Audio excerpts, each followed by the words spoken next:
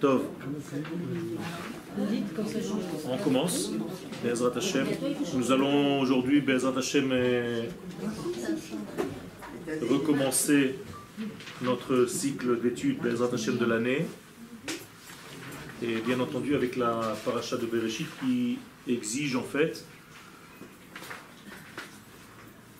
une particulière attention, puisque d'après les kabbalistes, ce livre de Bereshit et notamment la paracha de Bereshit ne se trouve même pas sur terre. C'est-à-dire que tout le récit que nous avons lu ce Shabbat se passe à un autre niveau de conscience, qui n'est pas dans le niveau de conscience habituel, celui que nous avons aujourd'hui. Aujourd'hui, nous sommes en fait dans un monde post-traumatique qui a subi en fait le traumatisme de la faute et donc qui a changé de nature. Le but étant bien entendu de revenir à la première nature et de revivre en fait en évitant la première faute qui a engendré la mort. Donc on va essayer de comprendre un petit peu les données que nous, humainement parlant, nous sommes capables de décoder, Be'ezrat Hashem, et on va essayer de développer notre paracha. Donc, Bereshit, HaTorah Bichlal, Parashat Bereshit Bifrat, donc la Torah d'une manière générale, et la paracha de Bereshit plus précisément, Einan ba'ot le'atzig befanenu netunim mada'iyim beyachas lebriat ha'olam, ne viennent pas nous donner des mesures scientifiques concernant la création. למרות התפיסה הרווחת המייחסת לפרשת בראשית את תיאור מעשה הבריאה וסדריה, malgré le fait que la plupart des gens pensent que la Torah vient nous donner aussi un récit concernant la façon de créer ce monde, Ba Rashi Zal, Rashi vient immédiatement, dès le premier mot, Vedoche ala saf et hagisha hazot kvar peperusho la milim harishonot shel la Torah. Il vient repousser, refuter cette approche dès les deux premiers mots de la Torah. Bereshit bara. Veomer, et il dit, En mikra ze omer ela darsheni. Ces deux premiers mots posent déjà l'homme dans une position de requête. C'est-à-dire que l'homme normal connaissant l'hébreu doit se poser des questions. Autrement dit, quelque chose ne va pas. Dès ces deux premiers mots. Donc Rashi, qui parle bien l'hébreu, voit qu'il y a un problème grammatical. Et il dit,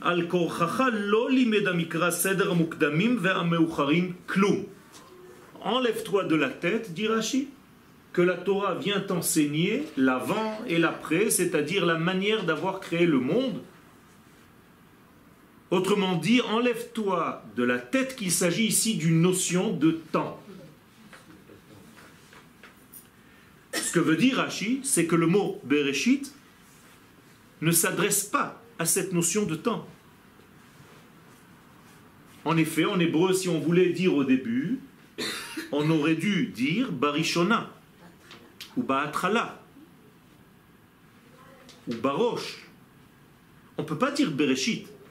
Quand on dit Bereshit, le fait qu'il y ait la lettre Tav à la fin du mot Bereshit introduit automatiquement en hébreu un nom. Bereshit HaKaitz, au début de l'été. Bereshit HaChoref, au début de l'hiver. On ne peut pas dire Bereshit, puis mettre un verbe après. Ça ne marche pas. Rashi Masbir, donc Rashi nous explique שהמקרא אינו בא ללמד עובדות הקשורות לבריאה. ואפילו לא את העובדה שמדובר במעשיו של הבורא עצמו. Rashi nous dit, il ne s'agit donc pas ici de comprendre des phrases, des mots un sens qui est relatif à la création elle-même. Autrement dit, on ne vient pas te dire non plus, sache que c'est Dieu qui a créé le monde. C'est encore plus que ça. Pourquoi? Miprinat Rashi, selon la pensée de Rashi, Emunatenu ba'uvda she'Elohim bara et ha'olam, notre emuna concernant le fait que c'est l'Éternel qui a créé le monde, amura liot netwa belibenu terem gishatenu la texte torani, est ancré en nous bien avant de lire la Torah. Autrement dit, ce n'est pas la Torah qui m'a dévoilé que Dieu a créé le monde. Je dois arriver à cette conclusion bien avant d'avoir lu la Torah. Je dois avoir cette émouna. Ce n'est pas parce que c'est écrit que c'est vrai. C'est parce que c'est vrai que c'est écrit. Vous comprenez le problème chez nous? Montre-moi où c'est écrit. On a toujours ce genre de questions. Autrement dit, si je vois écrit, je dis alors c'est vrai. Non, c'est parce que c'est vrai que c'est écrit. Et surtout dans le texte de la Torah qui est en réalité le texte divin, la parole divine. Yotze le fize. Donc qu'est-ce qui, concluons, dans une conclusion intermédiaire. Qui c'est qui me dit que c'est vrai? Que quoi? C'est parce que c'est vrai que c'est écrit. Ben vadaï. Et d'où c'est vrai? Parce que c'est après toute la vie, la résonance de la vie. Mais c'est. J'attends la fin de ma vie pour savoir que c'est vrai. Pas Il n'y a du rien tout. à faire entre Pas temps. du tout. Pas du tout. Mais si tu attends de lire que c'est vrai pour croire que c'est Dieu qui a créé le monde, il y a un problème. Oui, mais comment je le sais alors? Mais si c'est écrit et tu crois l'écrit, qui a écrit cet écrit? Non, mais je crois pas l'écrit, mais comment c'est vrai en Bien fait. l'intérieur de moi? Ben, tout simplement par ton vécu. Tu vis. On me dit, prouve-moi que j'existe. Prouve-moi que tu es. À l'infinitif, l'ihiyot. Le nom du Créateur s'appelle le nom de l'être. L'ihiyot, Havaya. C'est-à-dire que le fait d'être, c'est la plus grande des preuves de l'existence de la vie. Je n'ai pas besoin qu'on me le prouve. Si j'ai besoin de te prouver que tu es vivant, il faut vite t'enfermer. Donc, le fait même que tu vives prouve l'existence de Dieu. Comment on dit prouver en hébreu? Les ha'amin. Moralité, at me'amenet et havayato derech havayatech. Tu prouves son existence à travers ton existence. Je vis, ça me suffit. Dieu existe, la vie existe, juste en regardant un oiseau. Car l'oiseau est animé par la vie. On n'a pas besoin de prouver autre chose. Yotze le fize. Donc, il en sort de tout ce qu'on vient de dire. Ki matrat Torah, il est askir et atachlit shel abria, ou lemi hi noada. Quel est le sens de la Torah? C'est pas de nous expliquer comment, d'une manière scientifique, le monde a été créé, par quelle combinaison de molécules ou d'atomes, mais de nous dire pourquoi le monde a été créé. Comprenez bien ce qu'on est en train de dire. Akadosh Baruch Hu ne veut pas nous intéresser au comment, mais au pourquoi de la vie. Ce qui intéresse Akadosh Baruch Hu, c'est pourquoi. A Torah mityacheset la madua, donc la Torah s'adresse plutôt à pourquoi, lama, haolam nivra, velo la ech hu nivra, et non pas comment il a été créé. Quelle est la différence entre le pourquoi et le comment? Le comment, où est-ce que tu peux aller le chercher? Dans la science. Le pourquoi, tu ne peux pas le chercher dans la science. Tu peux le chercher seulement dans le moussar, dans l'éthique. Est-ce que ce monde a un sens? Est-ce qu'il veut nous amener quelque part? Auquel cas, ce monde a un but. Et donc, ce monde n'a pas été abandonné. ni personne. Car il y a quelqu'un qui met en ordre toute cette création et il se soucie en fait de nous faire comprendre. Parce que non seulement il a créé ce monde, mais il a en plus eu le souci de venir nous en parler. Et c'est en réalité le dialogue de Dieu avec l'homme.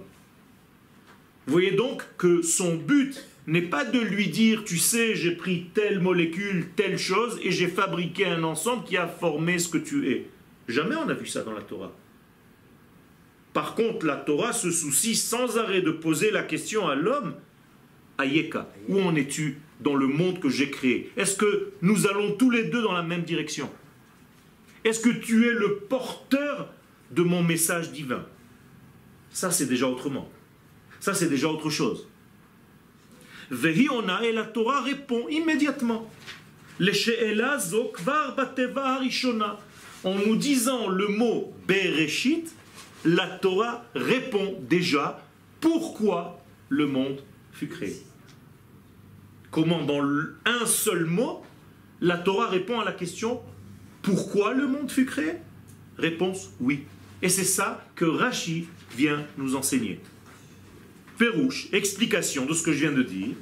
Miprina leshonit, au niveau grammatical, hateva hazot mazmina shem. Quand je dis Bereshit, ça invite un nom. Comme nous avons dit tout à l'heure, les machal Bereshit abria, au début de la création. Bereshit hakaitz, au début de l'été. Ve'en matzav shachar teva kazot yavo shem poal kefi shachen katuv Torah Bereshit bara. Et ce n'est pas possible, c'est une faute essentielle en hébreu. Dieu parle l'hébreu. Il ne va pas lui-même se tromper en grammaire. Donc si la Torah nous dit Bereshit bara, ça veut dire que Bereshit ne veut pas me dire au début de. Car si c'était au début de, j'aurais dû avoir un nom après, au début de l'été. Mais écoutez bien, comme je vous le lis en français, ça ne veut rien dire. Au début, Dieu crée. Ça ne marche pas. En hébreu, ça ne marche pas. Donc, Bereshit bara, ça ne marche pas. Mikan, de là, conclusion première, chez Amila Reshit, que le mot Reshit, Eina ba'alet ta'er lanu zman, ela ma'ala mesuyemet hamechuna Reshit.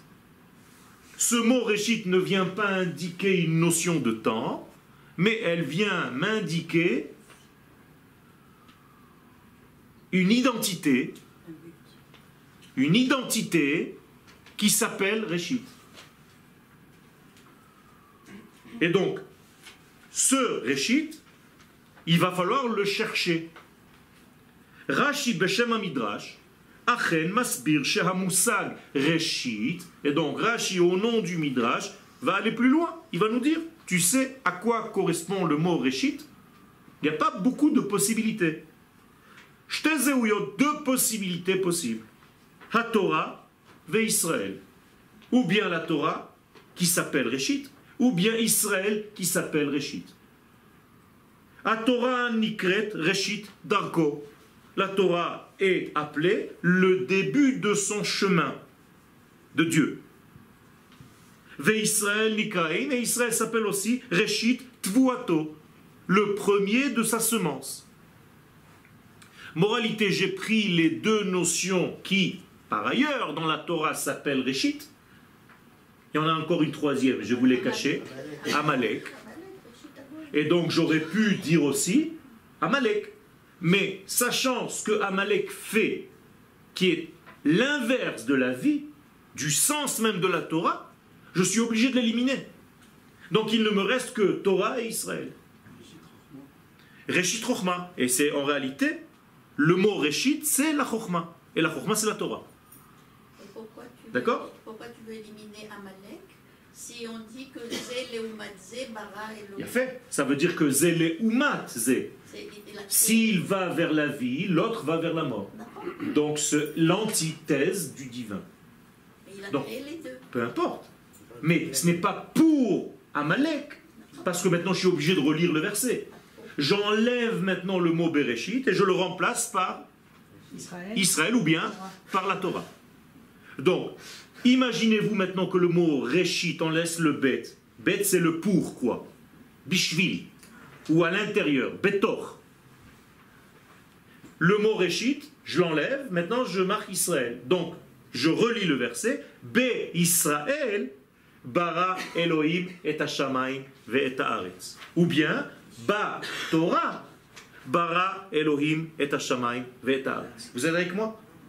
Ça veut dire que la création du monde, elle a été faite par l'intermédiaire de Israël, par le biais d'Israël, par le chemin d'Israël, ou par le chemin de la Torah, ou bien pour Israël et pour la Torah, selon la traduction du mot « B », qui peut être « Betor », à l'intérieur de Israël, ou bien « Bishvil », pour, ou bien « Bishvil » dans le sens « shvil », qui veut dire « chemin ». Donc, « Bashvil » chez l'Israël, en utilisant le chemin Israël, le canal Israël, Dieu crée le ciel et la terre.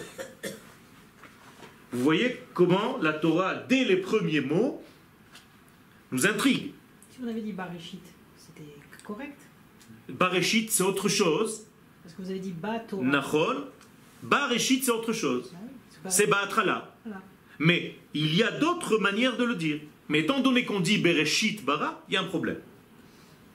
Donc, Israël et la Torah. Ou bishvil shnehem nivra olam. Klomar darkam ve'al yadam. Quand je dis bishvil, c'est pas pour, comme en français. Quand vous traduisez en français bishvil, pour, c'est pas seulement ça. C'est pas seulement à cause de, pour eux. C'est par leur biais. Bashvil shelahem. Miprinat shvil. C'est pour ça que je vous ai mis entre guillemets le mot shvil. Donc, bashvil shenikra Israël, par un chemin qui s'appelle Israël, Dieu crée le ciel et la terre. Donc, qui est le modèle du ciel et de la terre? Israël. Ou bien la Torah. Or, le Zohar nous dit par ailleurs que Israël et la Torah, c'est une seule et même chose. Et Akadosh Baruch Hu avec. Ça veut dire quoi? Ça veut dire que nous sommes en train de tourner en rond pour nous dire qu'en réalité, le biais par lequel toute la création est là, c'est seulement Israël et la Torah. Donne-moi une preuve historique à cela, le don de la Torah au mont Sinaï. Si Israël ne reçoit pas la Torah au mont Sinaï, le monde disparaît. Moralité, ce par quoi le monde a été créé, ce pour qui le monde a été créé, s'il ne vit pas, s'il n'est pas là, s'il ne reçoit pas la chose dans ce monde, le monde n'a pas de sens. Donc, si Israël a reçu la Torah au mont Sinaï, qu'est-ce qu'il a fait au monde? Il lui a permis de vivre, d'exister. Donc le monde tenait à condition jusqu'au moment du don de la Torah. D'où est-ce que je le sais? La Gemara, dans Sanhedrin, me dit que le monde existe pour 6000 ans, 2000 ans de Tohu Bohu, 2000 ans de Torah, 2000 ans de jours messianiques. Donc quel est l'intermédiaire entre les 2000 ans de Tohu? Par quoi ça commence après 2000 ans de Torah? Donc autrement dit, s'il n'y a pas la Torah après les 2000 ans de Tohu Bohu, le monde continue dans le Tohu Bohu. Qu'est-ce que c'est que le Tohu Bohu? Non. Non. Le manque d'ordre. Le manque d'ordre. Ce n'est pas ordonné. Tout y est. Et en hébreu, tohu vebohu, il y a à l'intérieur, il y a déjà tout. Mais il manque un ordre. Donc, que fait la Torah lorsqu'elle pénètre dans ce monde par l'intermédiaire d'Israël? On remet de l'ordre dans le Tohu Bohu. Nachon. Je voudrais poser une question bête, mais ça me trotte quand même. Pourquoi avoir compliqué dès le départ? Pourquoi écrire Pour que vous veniez à mon cours. Ben, je viens justement. Pourquoi avoir écrit dans la Torah Bereshit pour le transformer après votre explication en ou Israël ou la Torah? Pourquoi ne pas l'avoir écrit? Pour ne pas le dire clairement. Ben oui, Mais tout simplement pour donner une place à l'homme dans justement cette compréhension, dans cette beauté qui se cache. Parce que, et je vais vous répondre par une manière très simple, combien de possibilités je viens de vous donner ici? Rien, pas grand-chose. Il y a des centaines de milliers de possibilités. Comment mettre tout ça dans un mot? C'est impossible. Donc Dieu va faire un tzimtzum, une contraction dans un mot, en donnant la capacité au peuple qu'il a choisi pour cela de pouvoir l'expliquer. C'est-à-dire qu'il nous a donné à l'intérieur de nous la possibilité de décoder. C'est tordu quand même. C'est pas tordu. C'est pas tordu. C'est un manque à compléter. Le monde a été créé pour pouvoir compléter la chose. Si j'ai un petit garçon et que je veux lui offrir un avion, j'ai deux possibilités. Ou, et j'utilise votre terme, tordu, c'est-à-dire j'achète des morceaux de bois et je lui permets de le construire. Moi, je ne considère pas que c'est tordu. Ou bien d'aller au magasin et de lui acheter un avion tout fait. Qu'est-ce que vous aurez choisi? Le tordu. Alors vous êtes tordu? Non. Non. C'est tout simplement parce que vous avez compris maintenant, selon mon explication, qu'il est plus éducatif et plus important de donner à l'enfant la possibilité de fabriquer lui-même la chose, d'être associé à la chose, et de ne pas lui donner quelque chose de tout fait. Au bout de 10 minutes, il le casse. Alors que s'il a construit son avion, durant toute sa vie, il va se rappeler de cet avion qu'il s'est construit lui-même. Et les odeurs, les parfums, de tout ce qu'il a fait pour le dessiner. Et je parle en connaissance de cause. Oui, c'était aussi la solution, comment faire entrer l'infini dans le fini. C'est ce que j'ai dit. Il fallait choisir, faire un tzimtzum, une contraction de toutes les possibilités dans un mot. Maintenant, ce mot-là, il est composé de combien de lettres? 6. D'accord? Combien de combinaisons possibles il y a avec 6 lettres? 720. 720 combinaisons possibles. D'accord? Ça s'appelle factoriel 6. Comment est-ce qu'on calcule ça? C'est facile. 6 fois 5 fois 4 fois 3 fois 2 fois 1. Ça fait 720. Donc nous avons 720 sans avoir déjà commencé à faire quoi que ce soit. Possibilité de décoder le mot Bereshit. Alors, les Chachamim nous ont donné une facilité, ils nous ont déjà donné 70 possibilités du mot Bereshit. C'est énorme. C'est un livre. Ça s'appelle Tikkunei Zohar. Les Tikkunim du Zohar, c'est tout simplement 70 manières de comprendre le mot Bereshit. Alors je vous laisse imaginer la richesse qu'il y a à l'intérieur. Parce que dans le mot Bereshit, il y a par exemple Aleph, Bet, Tishrei. Les 2 jours de Rosh Hashanah. Dans le mot Bereshit. Ça veut dire que le début du temps et de l'année est déjà inscrite. Il y a Brit Esh, une alliance par le feu. Qu'est-ce que c'est une alliance? Qu'est-ce que c'est que le feu? Il y a Yéré Shabbat, la crainte du Shabbat. Qu'est-ce que c'est que le Shabbat? Qu'est-ce que c'est que la crainte? Et je peux continuer jusqu'à demain. Ça veut dire qu'il y a, et tout simplement, Bet Reshit, 2 commencements. Et encore, et encore, et encore. Ça veut dire qu'il y a une richesse ici, énorme. Et donc, nous avons reçu le décodage avec l'appareil. D'où est-ce que je le sais? La Torah pose la question. La Gemara pose la question. Rabbi Yitzhak pose la question dans le premier Rashi. Amar Rabbi Yitzhak, Lama lo hitril et Torah be hachodesh hazeh lachem. Pourquoi la Torah ne commence pas par la sortie d'Égypte, par le début des mois, et donc par le don de la Torah? C'est ça que ça veut dire. Réponse, la Torah n'est pas un livre de loi. C'est tout. Si c'était qu'un livre de loi, on aurait commencé la Torah par les lois. Alors qu'est-ce que fait tout ce livre de Bereshit où il n'y a aucune loi, car la Torah n'est pas encore donnée? Donc il va falloir comprendre ce que vient faire ce livre de Bereshit, quel est le sens de ce livre qui précède le livre du don de la Torah avec ses lois. Et avec quoi exactement j'ai dansé? à Simchat Torah? Avec les lois ou bien avec la vie? Ou bien qui a dansé avec qui? C'est la Torah qui a dansé avec moi ou bien moi avec elle? Car la simcha que je viens de vivre, c'était la sienne ou la mienne? La sienne. Simchat Torah. Moi, je suis allé juste participer à sa simcha à elle. Vous comprenez combien c'est compliqué? Ah, oui, Mais justement, c'est ça la beauté. Ya'aseh mechakelo. C'est pourquoi, sans parler l'hébreu, on ne peut pas arriver à tout ça. On ne peut pas comprendre.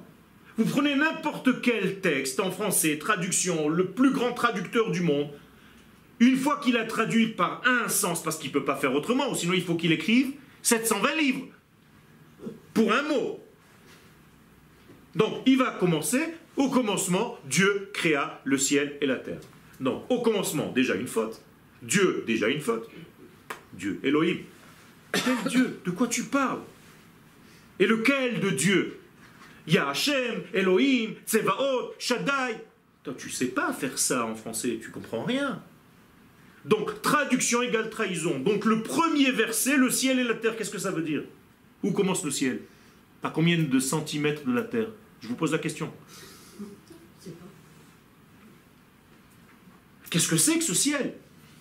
Où il y a déjà de l'eau, car la création de l'eau n'existe pas dans la Torah. Mais dans le mot Shamaïm, on dit qu'il y a là-bas déjà. Shamaïm. Il faut juste les diviser. C'est énorme, c'est énorme. C'est ça toute la beauté. Donc, Shvil, matrato shel Rashi, il est chanech otanu. Donc Rashi vient comme un éducateur. Le gisha mechudeshet el la Torah. Pour une approche nouvelle vis-à-vis de la Torah. Im chafetzim anu ladat ma mechila hametziut. Maintenant, si tu veux savoir ce que contient l'existence, keitzad haolam metafket, comment est-ce que le monde fonctionne, vers itpatru hachaim, et comment la vie s'est développée, allez-nous livdok zot miprina madaït, va chercher chez les scientifiques. Tu trouveras des réponses à droite à gauche. En tout cas, c'est pas ce que la Torah vient te donner. C'est pas son travail, c'est pas son but. La Torah oseket bapan ha-musari. La Torah s'occupe du côté moral. Qu'est-ce que c'est le moral? Qu'est-ce que ça veut dire le moral? Je ne suis pas d'accord. Avec quoi? Parce qu'on traduit Moussari, Oui. ça vient de Moshe Kibbutz Torah Messina ou Masoud. C'est la transmission, le Moussar. Nachon. Et les goïms ont traduit ça par la mort. Ok. Et nous, on parle de Chouké Achayim. Ok. Et l'autre de Chouké Ok. Mais je parle d'une morale divine. C'est la même chose. Oui, c'est divin. Il n'y a pas de morale humaine. Ça n'existe pas. Voilà. D'accord. Mais je sais de quoi je parle. Nous, on sait. Alors, c'est bien d'avoir posé la question. C'est-à-dire que, je vais vous poser une question simple. Au niveau scientifique, le monde existe depuis combien de temps? Des milliards d'années. Des milliards d'années. 13,7 milliards. Ok, 13,7 milliards d'années. Le mec, il a été un petit peu loin quand même. Vous pouvez me dire quelque chose, un récit de ce qui s'est passé pendant ces 13,7 milliards d'années? Il n'y a rien. Tout s'est condensé où? Dans les 6000 ans que nous connaissons. C'est bizarre quand même. Il n'y a rien, il n'y a aucune trace. Il ne se reste rien du tout. Il y a un texte du dernier singe. Il n'y a rien. Ça veut dire que c'est quand même fou que tout ce que nous connaissons, dans l'histoire, se regroupe dans les 6000 ans dont la Torah parle. Pourquoi? Parce que tout ce qu'il y a avant la création du premier homme, c'est de la préhistoire. Et ça n'intéresse pas la Torah. La Torah ne s'adresse qu'à ce qui va faire avancer le processus de quoi? De la révélation de l'infini dans ce monde. Quand est-ce que ça a commencé? Avec l'apparition du premier homme. Donc, la notion de Adam introduit automatiquement, d'après ce que je viens de dire, une notion de tikkun. Et c'est pour ça que le Zohar nous dit, dès que tu emploies le mot Adam, sache que tu es en train de parler d'une réparation, en réalité de compléter le manque créé dans la création du monde. Mais ça veut dire que ça existait alors la préhistoire. Ben voilà. Mais ça ne nous intéresse pas. De la même manière que Moshe a fait des centaines de milliards de choses dans ta vie, et toi tu ne connais que 1 an et demi de la vie de Moshe. Vous savez que vous connaissez que 1 an et demi de la vie de Moshe? Mais on dit quelque chose. Toute la Torah ne parle que de 1 an et demi de Moshe Rabbeinu. Alors qu'est-ce qu'il a fait? Il est mort jusqu'à 120 ans. Ça veut dire que pendant 118 ans et demi, Eh ben, il a fait plein de choses. alors pourquoi il n'y a pas marqué que Moshe Rabbeinu il est allé boire un café chez Madame Ben Soussan? Pourquoi? C'est pas intéressant. Ça n'intéresse pas le système de dévoilement de Dieu sur terre. Autrement dit, la Torah est mégamatite, c'est-à-dire elle a un but bien précis et elle ne s'en détache pas. Son but, c'est d'amener ce moussard dans le monde. C'est tout ce qui l'intéresse. Donc on va raconter que ce qui intéresse. Important. Mais il y a eu d'autres créations avant. On s'en fiche. Non, mais d'autres créations comme l'homme. Non, on s'en fiche de ça. C'est pas ton histoire de maintenant. Mais c'est quand même Hachem qui les a créés. Peu importe, c'est pas ton histoire de maintenant. S'ils avaient une Torah à eux, c'est leur Torah à eux. Ta Torah te parle à toi et Dieu a choisi les mots pour toi aujourd'hui et pas pour eux hier. C'est tout. C'est une autre histoire. En hébreu, on raconte aux enfants l'histoire du bonhomme bleu. Connaissez cette histoire? Il se lève le matin, il se regarde dans la glace, il est bleu, sa brosse à dents est bleue, sa maison est bleue, son lit est bleu, son matelas est bleu, ses draps sont bleus, son pantalon est bleu, sa chemise est bleue, il sort, sa voiture est bleue, ses sièges sont bleus, il rentre dans la voiture bleue, il commence à rouler sur une route bleue. Et d'un coup, il s'arrête au feu bleu et il voit un bonhomme vert. Et il lui dit, mais qu'est-ce que tu fais ici? Dis-moi, je suis une autre histoire. D'une autre histoire. C'est la même chose. On s'en fiche. Ce qui nous intéresse, c'est ce que la Torah veut nous dire. Je vais un petit peu plus loin, je vais vous faire peur.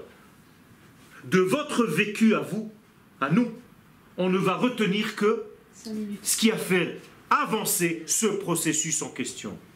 Ça veut dire que tu peux vivre 90 ans, mais chez Akadosh Baruch Hu, il y a marqué a vécu 10 minutes.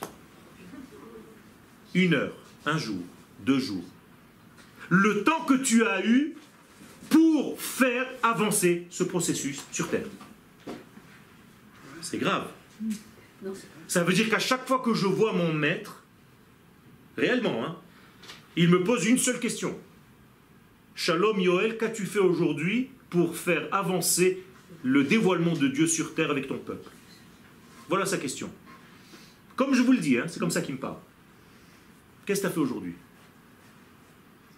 Alors imaginez-vous le temps qu'on perd à ne pas travailler dans ce sens-là, parce qu'on a trouvé d'autres sens à notre vie, qui ne sont pas dans la morale divine, mais dans nos plaisirs à nous, dans nos désirs à nous, dans ce qu'on a pu croire, ou qu'on nous a fait croire par la société, qu'on est venu pour.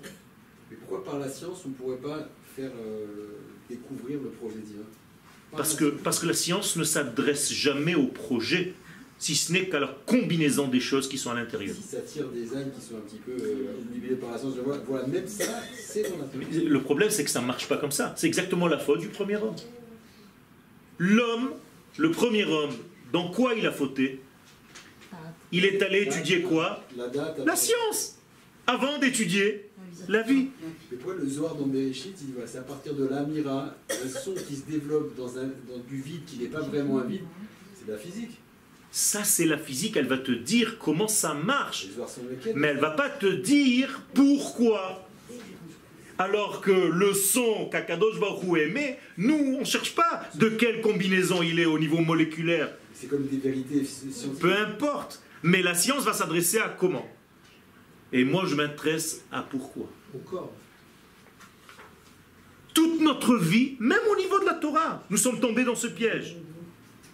Tu vas voir des centaines de livres qui s'occupent de comment mettre les tefilines. Il n'y a pas un qui te dit pourquoi. Sauf le Zohar. Vous comprenez ce que je suis en train de vous raconter? Ça veut dire que nous sommes dans une génération où le comment ne suffit plus. Et il faut éduquer des rabbinim au pourquoi, au sens de la chose en question. Sinon, tu es dans un monde circulaire qu'on appelle dans la Kabbalah des Igoulim et tu n'as pas de Yosher. Car le Yosher va donner un sens au cercle pour former une spirale. Il faut dire pourquoi en deux mots. Pour, Quel? pas pourquoi la main et la les mains. Nachol. Mais ça c'est... Moi je ne parle pas français. Moi j'ai appris le français juste pour vous donner des cours. D'accord?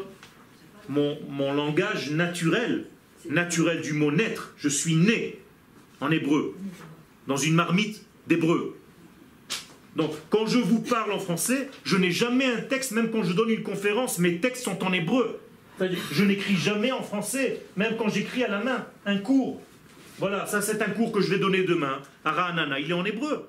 Ça veut dire que je fais une traduction simultanée de l'hébreu. Ça me fait travailler mon cerveau gauche. Donc la Torah va s'occuper du côté moussari, donc de l'éthique divine, chez la Bria, velo bapan hamadda'i shela. La preuve, c'est qu'à l'université, on accepte des terroristes. Des terroristes. Ben oui. D'où est-ce que Imarchemo Vezichro a appris à faire des bombes? Où est-ce qu'il a appris à faire ça? À l'université. Avec des combinaisons chimiques. Il a étudié la chimie, il a étudié la science. Et il est sorti terroriste. Pourquoi? Tout simplement parce qu'à l'entrée de l'université, il n'y a pas une sélection au niveau moral. Voilà le problème. La plus grande machine de l'intelligence scientifique, c'est les nazis. Il est où l'homme là-dedans? Vous comprenez? Donc on voit bien que la science ne donne pas ce que tu voudrais qu'elle donne. Alors, sans la science, même Bilam, qui avait eu un accès direct divin, on voit qu'il n'a pas réussi à transformer ça en moussard. Donc on peut se poser la question si c'est pas une ségoula qui leur manque. Ben vadaï. C'est pour ça. C'est pour ça que je. C'est pas vraiment le moussard qui leur. Vous voyez ce que je veux dire? C'est pas vraiment. C'est Israël qui leur manque. Voilà. On est d'accord. Les nations aujourd'hui du monde, sans prendre conscience qu'elles ont besoin d'Israël, et je l'ai dit tout à l'heure, le fait qu'Israël ait reçu la Torah au mont Sinaï et qu'il apparaît comme étant le porteur de la parole divine, le porte-parole du divin, sans lui, le monde va vous mourir, va à sa perdition. Donc qu'est-ce que c'est que la Géoula? C'est l'acceptation des nations du monde du rôle qu'Israël joue. C'est tout, c'est aussi simple que ça. Je n'ai pas besoin de le transformer en Israël. Je dois rester Israël et le laisser à son niveau. Au contraire, je le respecte. Oui, mais je veux dire, on leur explique pas au Goïm. On leur explique. Là, On leur explique pas au niveau intellectuel, au niveau du vécu, de notre vécu. C'est tout, c'est une expérience de vie. Il n'y a pas besoin d'aller donner des cours. On donne des cours à ceux qui s'intéressent au Bnei Noach. On le fait. Mais c'est pas par ça. C'est par la connexion avec des valeurs de l'infini que les nations du monde vont prendre conscience. Et ça passe d'une manière politique. Et pas seulement toranique. C'est-à-dire que ça passe par le fait que les nations acceptent la place d'Israël dans le monde. Ce qui n'est pas encore le cas dans tous les pays. Koach ma'asav higid le'amo. Voilà la réponse à la question que je vous ai posée tout à l'heure. Je vous ai posé une question. Pourquoi la Torah n'a pas commencé par les lois? Pourquoi elle commence par Bereshit? Réponse: Koach ma'asav higid le'amo. Moi, la vérité, je ne comprends même pas ce que la réponse vient faire là-dedans. Est-ce que quelqu'un peut me la traduire? Hachem veut donner au monde le message que c'est son Kohar qui a créé cette terre, ce cosmos, et il l'a fait pour l'Israël et la Torah. Presque. Koach Maasav Higid. Mazé Higid en hébreu? Non. C'est Gidim. Himshich. Continue. Guidine. C'est les nerfs. Les Hamshich, les Hagid, c'est comme les Gidim. Qu'est-ce que font les Gidim dans mon corps? Ils transmettent Le sang dans tous les l'information en question au reste du corps. Donc, Koach Maasav, le potentiel de l'action divine, Higid, il a fait passer par Israël. Vous comprenez ce que ça veut dire? Ça veut dire qu'en réalité, nous sommes les vaisseaux sanguins d'Akadosh Baruch Hu. C'est par nous qu'Akadosh Baruch Hu amène le sang de la vie à tous les recoins du corps cosmique. Vous êtes avec moi? Ça se fait dans les cavanotes, ça. On n'a pas besoin d'être chez les nations pour le faire. Tout à fait. Donc en fait, on Tout à doit fait. prier pour elles. Un véritable roi n'a pas besoin de sortir de son royaume. Les gens viennent le voir. Donc en réalité, c'est l'histoire. Et c'est le sens de l'histoire, dans tous les sens du terme. Les nations du monde vont venir recevoir leur bénédiction ici pendant la fête de Sukkot. Ça, c'est rien encore. Préparez-vous à... C'est rien pour l'instant. Ça va aller en s'amplifiant. C'est une prophétie. Et vous le voyez, c'est en train de se réaliser. Pourquoi? Parce que le peuple d'Israël est sur sa terre maintenant. Donc les nations du monde, intuitivement, se disent, mais alors, tout ce sur quoi nous avons construit nos religions, c'est en train de se casser la figure. Non, mais c'est la négation de tout ça. Ben vadaï, puisque nous avons supposé que le peuple juif jusqu'à présent était maudit. Or, s'il est maudit, comment il peut revenir sur sa terre? Donc, un bon goy, honnête, il y en a. Il se dit, attends, ils m'ont raconté des histoires. C'est le peuple juif qui est sur sa terre aujourd'hui. Donc, il se passe quelque chose là. Akadosh Baruch Hu lo tarach leotzi et Israël mi Mitzrayim. Dieu n'a pas pris la peine de sortir un peuple entier d'Égypte, ou les Idgalot elav be Sinaï, et de se dévoiler à lui au mont Sinaï, bechde le'avir lo meida shuaya mesugal le'avin be'atzmo derech hakirato asichlit madaït, pour lui donner juste une information scientifique qu'il aurait pu trouver tout seul. Arrêtez, quoi. L'infini béni soit-il descend dans ce monde pour nous sortir à nous d'Égypte, juste pour nous dire, tu sais, les molécules qui ont créé le monde, c'est H2O plus. Arrêtez. Il y a un sens à cette descente divine dans ce monde. D'ailleurs, rien que d'y penser, moi ça me fait peur. Que l'infini béni soit-il descende pour sortir son peuple, pas un autre, pour qu'il commence à bosser, parce que tant qu'il est en prison, il ne peut pas bosser, parce qu'il est en exil. Et aujourd'hui, malheureusement, il y a encore des gens qui maintiennent l'exil et qui tiennent des communautés en otage. Comment ils font? Comment ils font? Comment ils n'ont pas peur de cloîtrer leur peuple en leur offrant des soukotes mobiles dans des camions pour leur dire style, tu as fait Chag HaSukkot. Mais de qui tu te moques?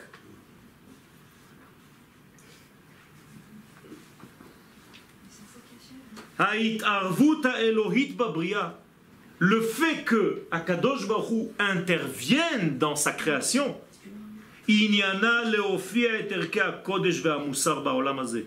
tout ça c'est pour une chose, c'est pour que ces valeurs de l'éthique divine descendent sur terre.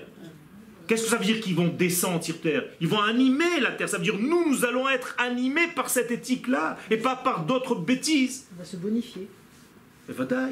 On va tout simplement transmettre, comme ces vaisseaux dont j'ai parlé tout à l'heure, la vie. Donc on va être beaucoup plus vivant. Si le peuple d'Israël ne fait plus ce travail, il faut lui faire un tzintour. Il faut lui déboucher les veines et les vaisseaux. Arabe, vous avez dit tout à l'heure que vous étiez né en Israël, que votre lachon c'est l'hébreu.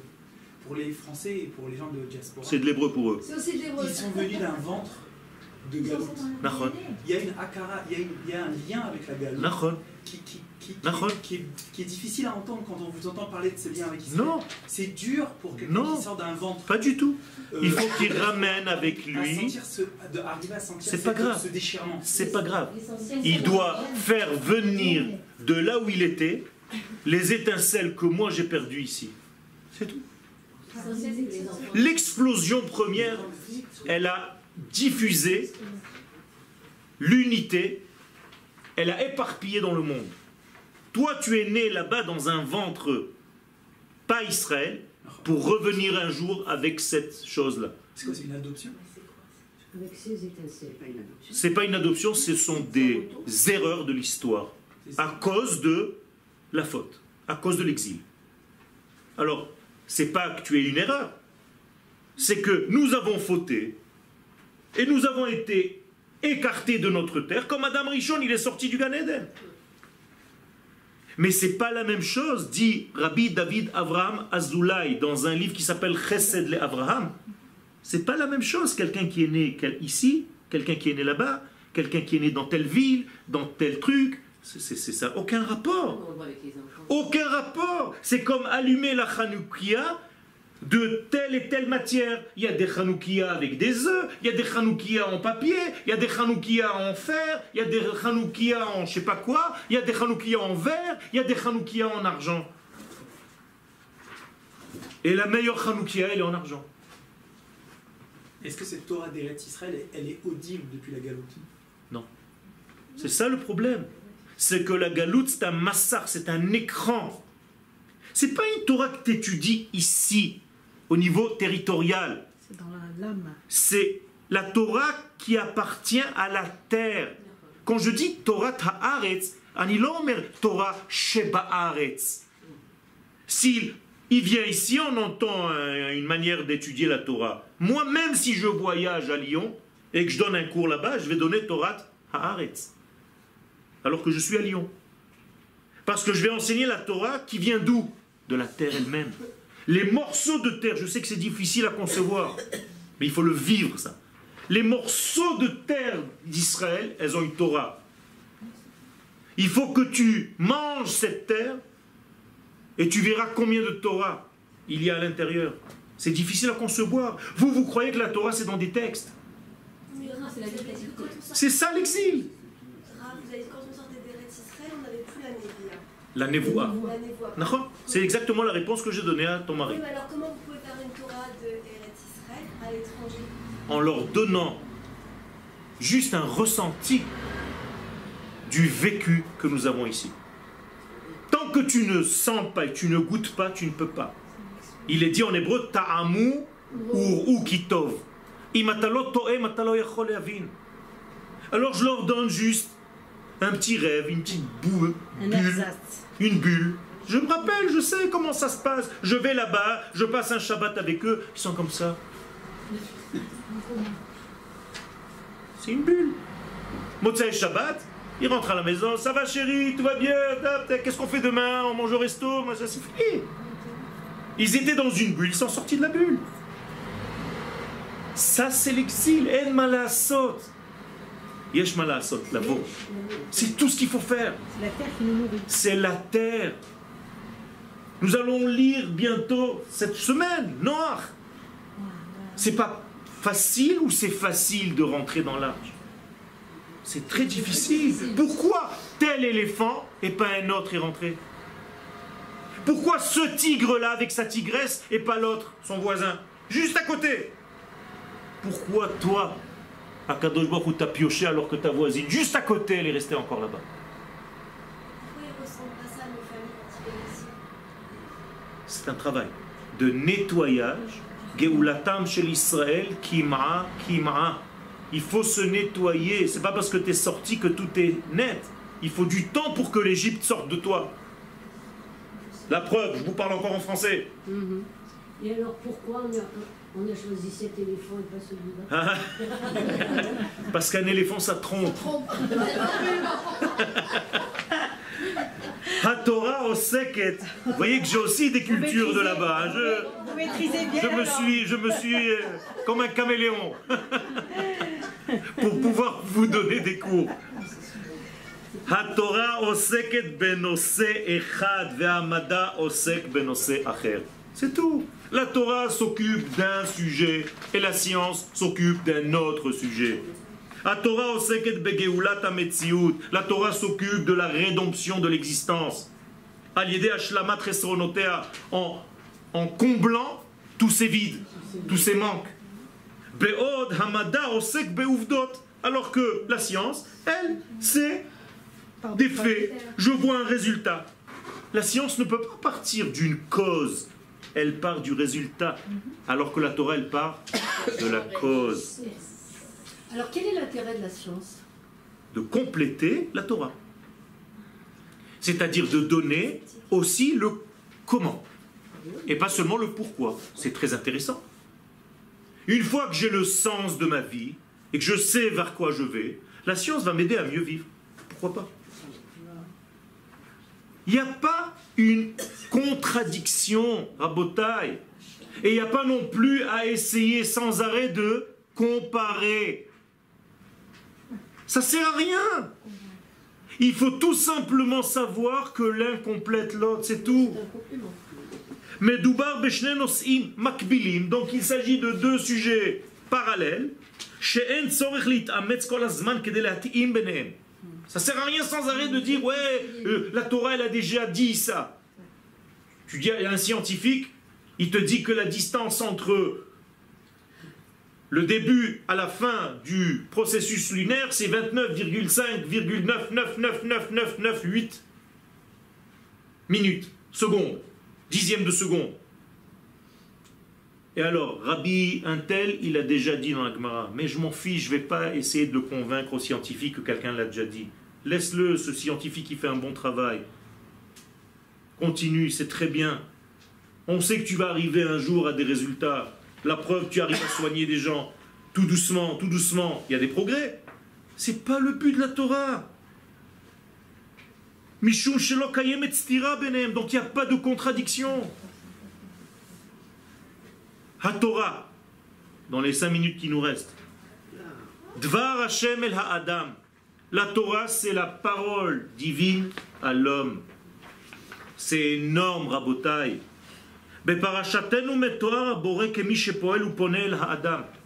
Le Créateur apparaît comme étant quelqu'un qui se concerte, qui a quelque chose à faire avec les hommes, qu'il a créés.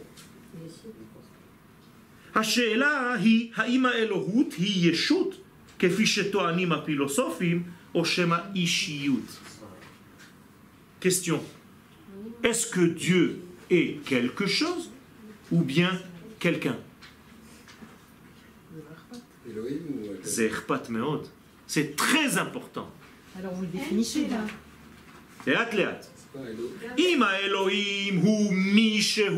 Si Dieu c'est une identité, donc quelqu'un, yesh potentiel les dialogues. Il y a un potentiel de dialogue entre lui et les créations. Et ça donne une place à l'homme dans son monde. Car le Créateur qui est une identité, lui parle, s'adresse à lui, se soucie de son évolution.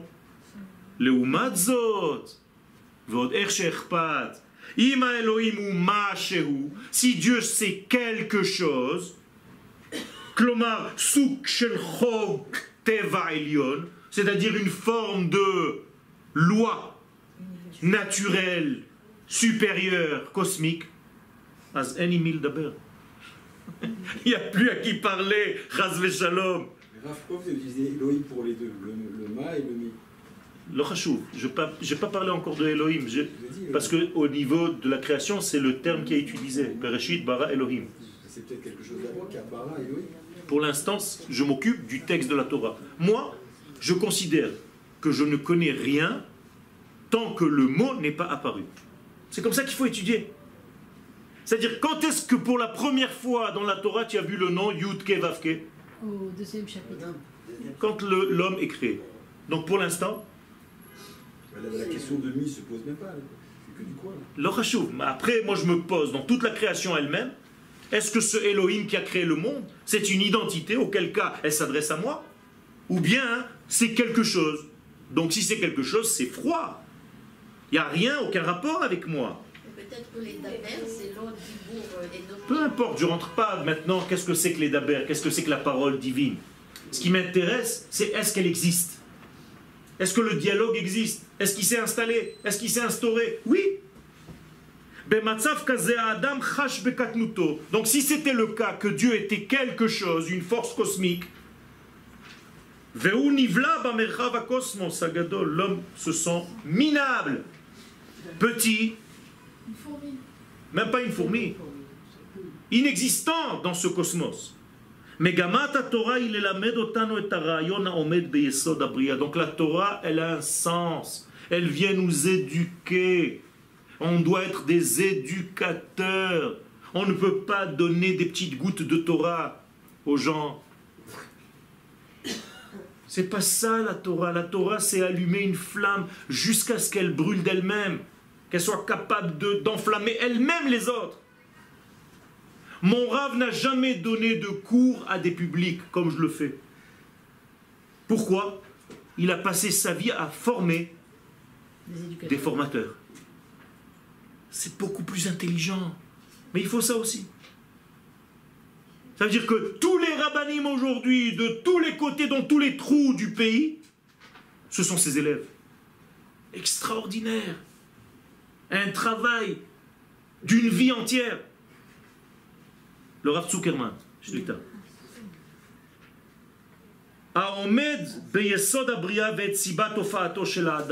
Et donc je dois arriver un jour à comprendre le but même de mon existence. Pourquoi je suis là?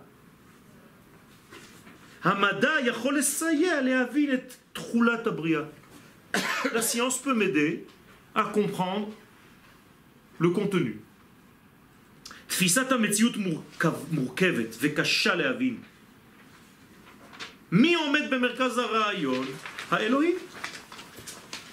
L'existence telle que nous la vivons est complexe. La question qui se pose est qui est au centre? Ha'adam ou Abriatzma? Est-ce que c'est l'homme qui est au centre de la création ou bien c'est la création elle-même? Ils ont besoin des deux, l'un a besoin de l'autre. L'un a besoin de l'autre. Non, mais tu fais partie de la création. Non, on dit qu'il a fait toute la création. C'est la relation avec... Pour qui ce monde est créé? Pour l'homme. Vous êtes sûr? Oui. Ok. גם לזה מתייחסת התורה ומביאה שני פסוקים שלכאורה סותרים זה את זה.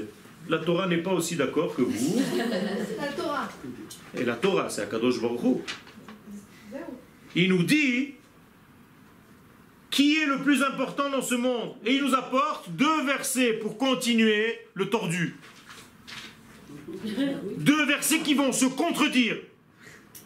Ça veut dire que tu vas encore devoir bosser. C'est pas possible, mais dis-moi clairement. Beperek Aleph, en effet, premier chapitre, Ha'adam mofia bemizgeret hateva, l'homme est une partie de la création. Il y a eu un moustique juste avant lui. Après, il y a l'homme, on ne sait pas ce que ça veut dire. Kechelek min habria.